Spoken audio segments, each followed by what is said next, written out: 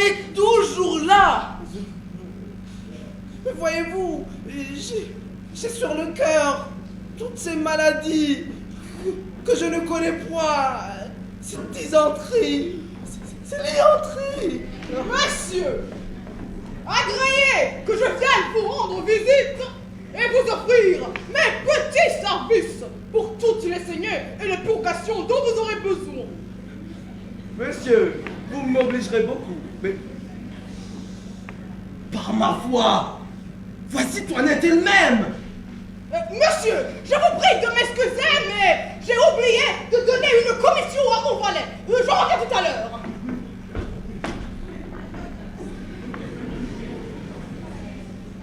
Et ne diriez-vous pas que c'est effectivement Toinette? Il est vrai que la ressemblance est tout à fait grande. Mais ce n'est pas la première fois qu'on a vu de ces sortes de choses. Et les histoires ne sont pleines que de ces jeux de la nature. Pour moi, j'en suis surpris. J'avais cru que c'était elle. Monsieur, que voulez-vous? Comment? Ne m'avez-vous pas appelé? Moi, non. Bah, il faut donc que les oreilles m'écornent. Mais demeure un peu ici pour voir comme ce médecin te ressemble. Oui, vraiment, hein? J'ai affaire là-bas et je l'ai assez vu.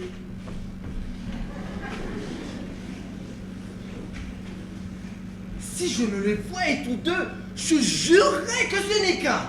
J'ai lu des choses surprenantes sur ces sortes de choses. Et nous en avons vu de notre temps où tout le monde s'est trompé. Pour moi, j'aurais été trompé à celle-là et j'aurais juré que c'était la même personne.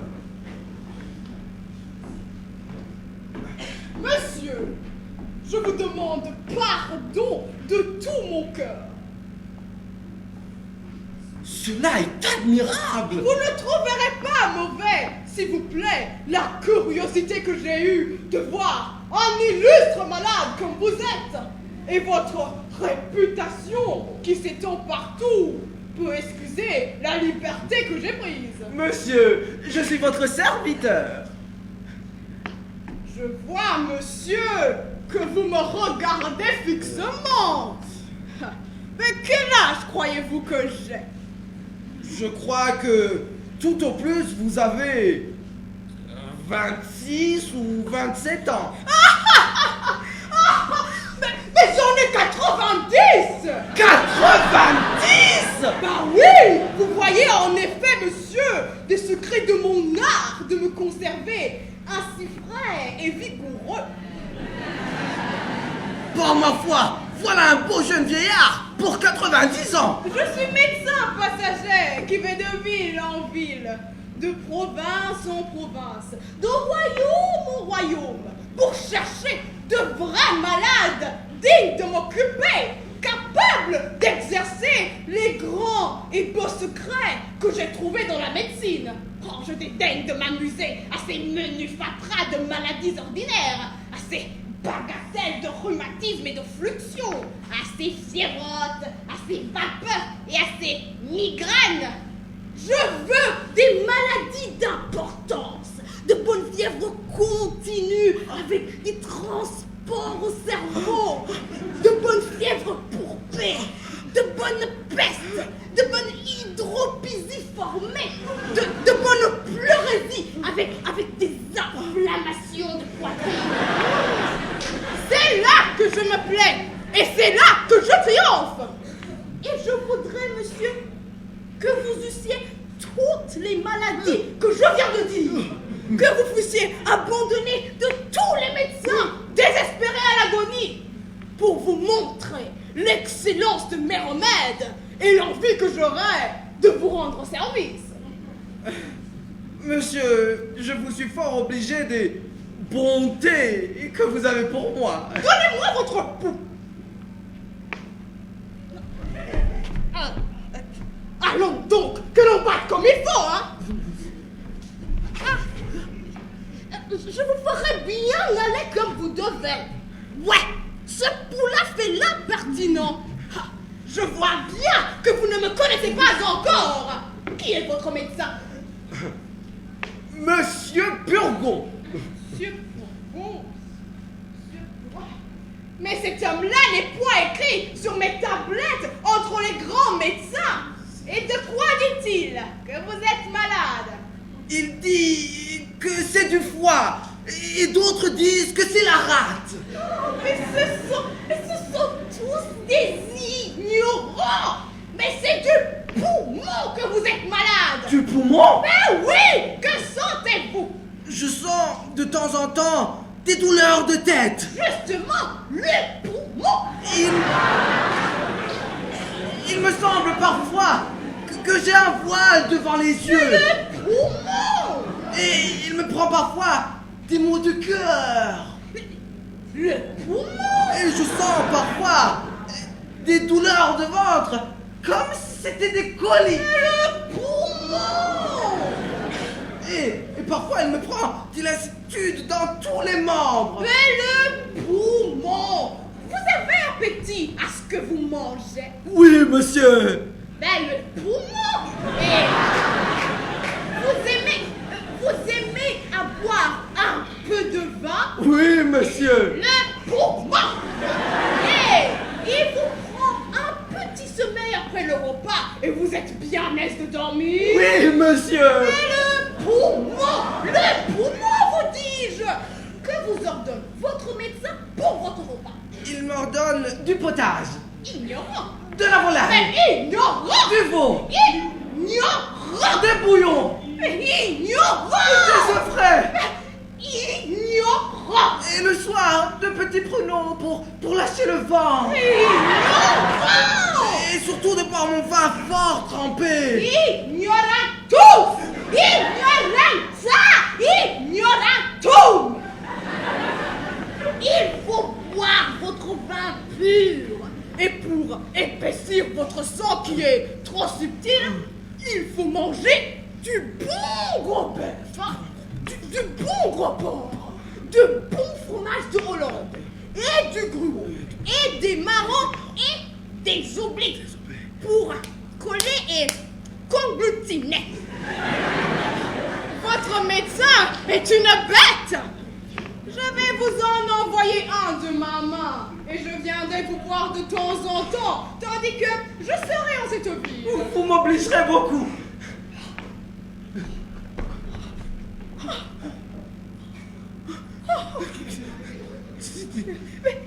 Mais que diantre faites-vous de ce bras-là? Comment? Voilà un bras que je me ferais couper tout à l'heure si j'étais que de vous. Mais pourquoi? Ne voyez-vous pas qu'il tire à soi toute la nourriture et qu'il empêche ce côté-ci de profiter? Mais j'ai besoin de mon bras, moi.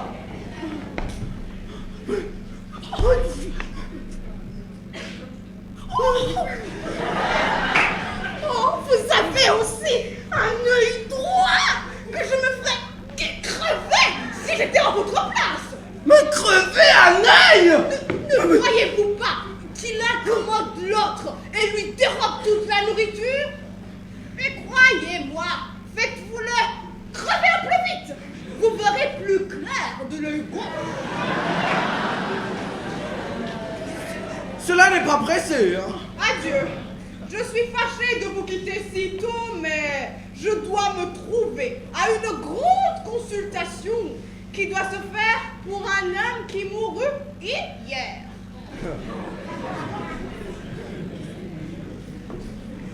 Pour un homme qui mourut hier? Ben oui, pour aviser et voir ce qu'il aurait fallu faire pour le guérir. Juste au revoir, monsieur. Vous savez que les malades ne reconduisent point. Voilà un médecin qui paraît fort habile. Oui, mais il va un peu bien vite. Et tous les grands médecins sont comme cela. Me couper un bras, me crever un œil, enfin, que l'autre se porte mieux. J'aime bien mieux qu'il ne te porte pas si bien. La belle opération de me rendre borgne et manchot. Allons, allons.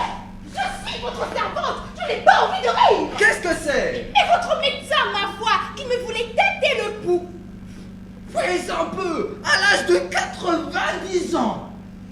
Oh ça, mon frère, puisque voilà votre monsieur Purgon brouillé avec vous, ne voulez-vous pas que je vous parle du parti qui s'offre pour ma nièce Angélique? Non, je veux la mettre dans un couvent puisqu'elle s'est opposée à mes volontés.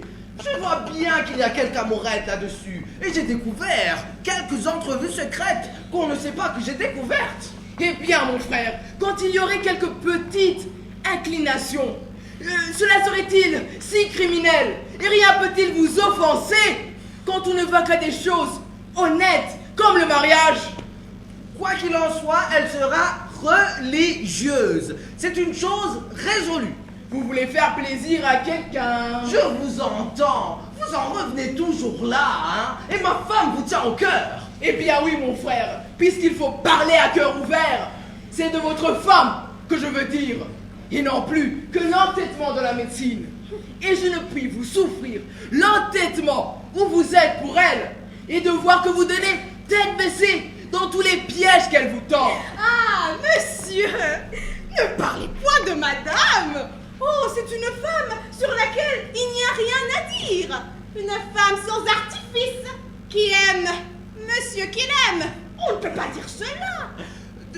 Demandez-lui un peu les caresses qu'elle me Oh, fait. cela est vrai. L'inquiétude que lui donne ma maladie. Assurément. Et les soins et les peines qu'elle prend autour de moi. Il est certain. Voulez-vous que je vous convainque et vous fasse voir tout à l'heure comme madame aime monsieur? Monsieur, souffrez donc que je lui montre son bec jeune et le tir d'erreur. Comment? Madame s'en va revenir. Mettez-vous tout étendu dans ce fauteuil et contrefaites-le mort. Oh, vous verrez la douleur où elle sera quand je lui dirai la nouvelle. Je veux bien. Oui, mais ne la laissez pas longtemps dans le désespoir, car elle en pourrait bien mourir. Laissez-moi faire. Cachez-vous, vous, dans ce coin-là. Mais n'y a-t-il point quelque danger à contrefaire le mort? Ah non! Quel danger y aurait-il? Mais étendez-vous là seulement. Il y aura plaisir à confondre votre frère. Ah, voici, madame. Tenez-vous bien. Oh mon Dieu! Oh malheur! Quel étrange accident! Qu'est-ce, Toinette? Madame! Qu'y a-t-il? Votre mari est mort! Mon mari est mort? Hélas, oui! Le pauvre défunt est trépassé! Assurément? Assurément! Personne ne sait encore cet accident-là! Je me suis retrouvée ici toute seule! Il vient de passer entre mes bras!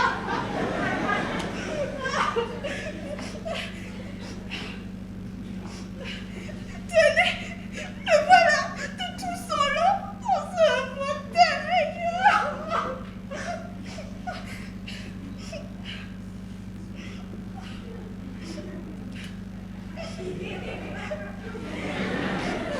Le ciel en soit loué. Le voilà, délivré d'un grand fardeau. Mais enfin, Toilette, tu es seule de t'affliger de cette mort. Et madame, je pensais qu'il fallait pleurer. Bah, cela n'en vaut pas la peine. Quelle perte est-ce que la sienne? Et de quoi servait-il sur la terre?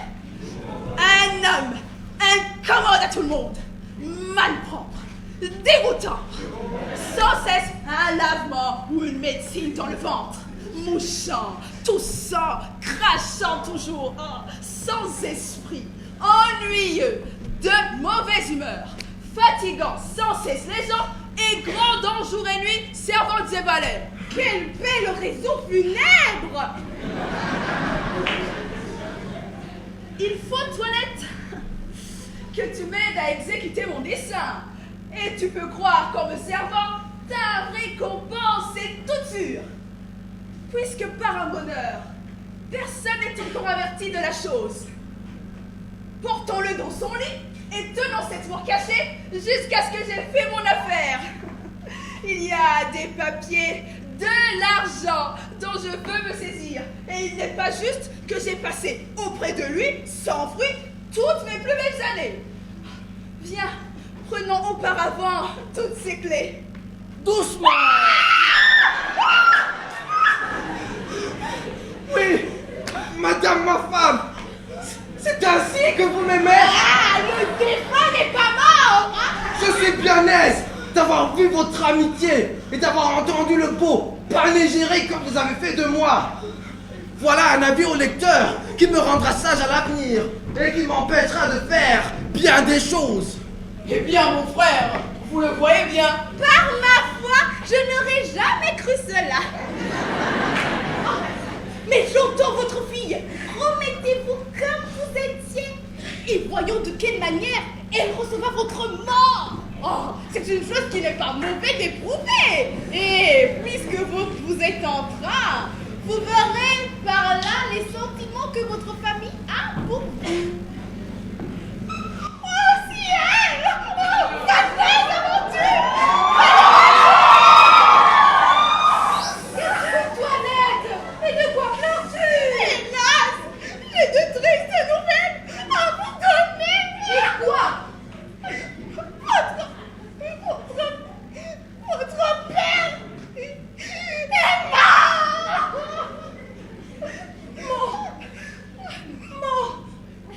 Mon père est mort, Toilette? Oui, il vient de mourir d'une faiblesse qui lui a pris.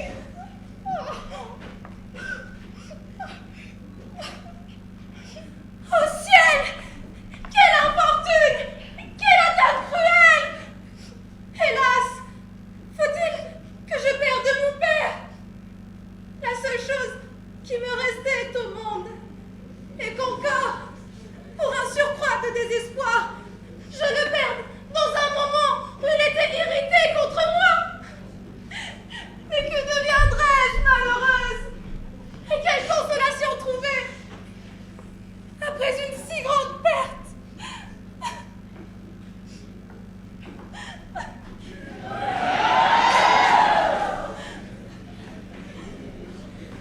Mais qu'avez-vous donc, belle Angélique? Et quel malheur pleurez-vous? Hélas, je pleure tout ce que dans ma vie je pouvais perdre de plus cher et de plus précieux. Je pleure la mort de mon père. Oh ciel! Quel accident!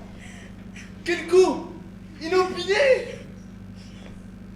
Hélas, après la demande que j'avais conjurée, votre oncle, de lui faire pour moi, je venais me présenter à lui et tâcher par mes respects et par mes prières de disposer son cœur à vous accorder à mes vœux. Oh, mais Cléante, laissons-là toutes les pensées du mariage. Après la perte de mon père, je ne veux plus être du monde et j'y renonce pour jamais.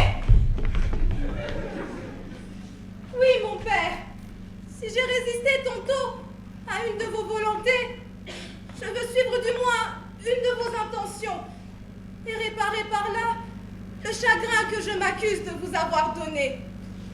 Souffrez, mon père, que je vous en donne ici ma parole et que je vous embrasse pour vous témoigner mon ressentiment. Ah! Ma fille! Va! Je ne suis pas mort! Va! Tu es mon véritable sang! Ma véritable fille! Et je suis bien aise d'avoir vu ton bon naturel! Ah! Que je suis... Quelle surprise agréable, mon père! Mais, puisque, par un bonheur extrême, le ciel vous redonne à mes vœux, souffrez qu'ici, je me jette à vos pieds pour vous supplier d'une chose. Si vous n'êtes pas favorable au penchant de mon cœur, si vous me refusez Cléante pour époux, je vous conjure, au moins, de ne me point forcer à en épouser un autre. C'est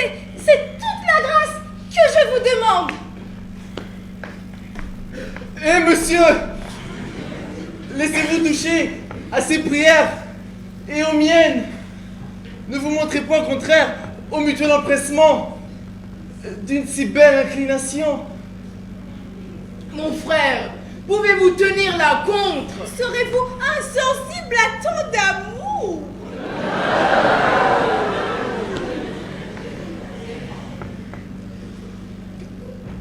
Qu'il se fasse médecin, je consens au mariage. Oui, faites-vous médecin et je vous donne ma fille. Très volontiers. S'il ne tient qu'à cela pour être votre gendre, je me ferai médecin. Apothicaire même, si vous voulez. Ce n'est pas une affaire que cela. Et je ferai bien d'autres choses pour obtenir la belle Angélique.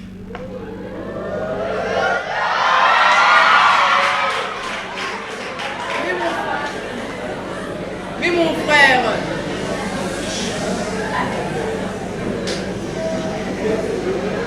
frère, il me va une pensée.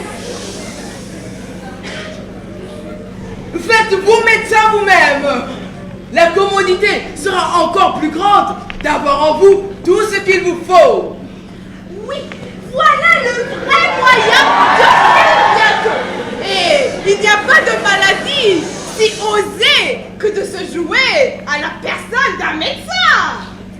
Je pense, mon frère, que vous vous moquez de moi. Est-ce que je suis en âge d'étudier? Bon, étudier, vous êtes assez savant. Il y en a beaucoup parmi eux qui sont moins habiles que vous. Mais il faut savoir parler latin, connaître les maladies et les remèdes qu'il y faut faire.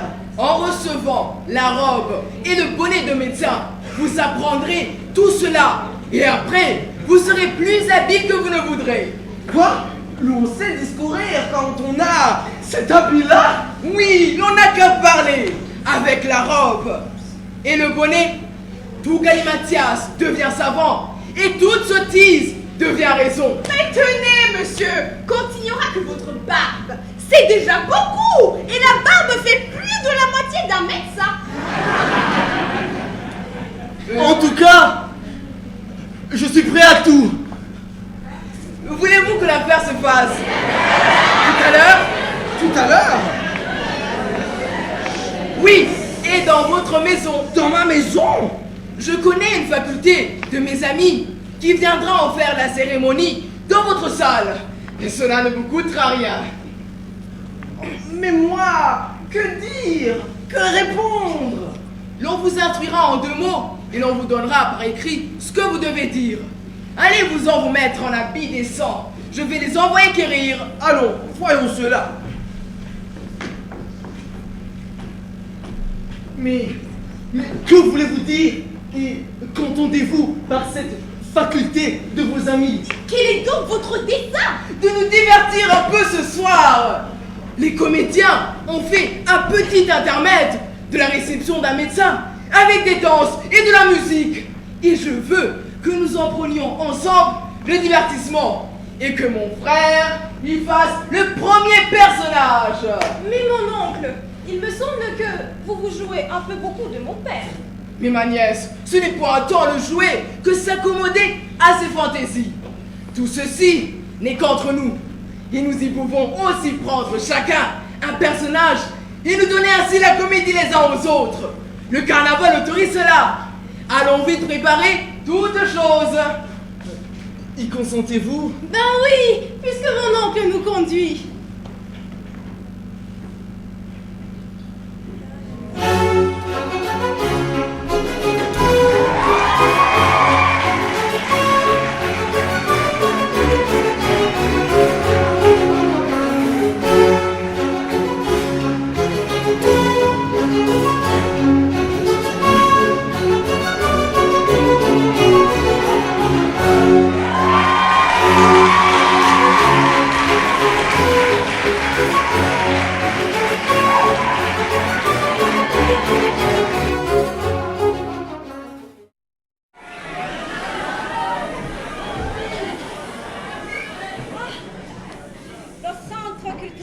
Tu t'en souviens?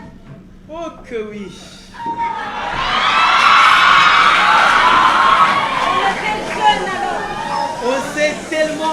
français. Molière. La jalousie du barbouillé. Le projet Select. L'atelier de français. Les élèves du lycée du Saint-Esprit au Centre culturel français.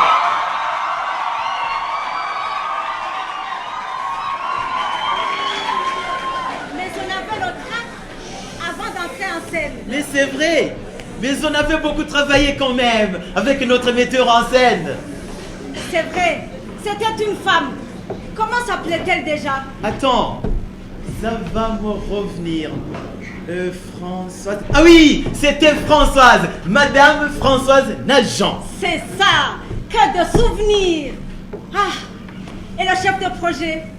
Tu te rappelles de ses grimaces et de ses facéties? Mais tu crois que tous les Français sont comme cela? J'espère que non. Et si on se la rejouait comme ça, pour le plaisir? Bah, qu'est-ce que tu veux dire? Mais la pièce de Molière, la jalousie du barbouillé. Vraiment? Tu crois qu'on peut s'en souvenir? On n'est pas des vieillards quand même. Essayons toujours.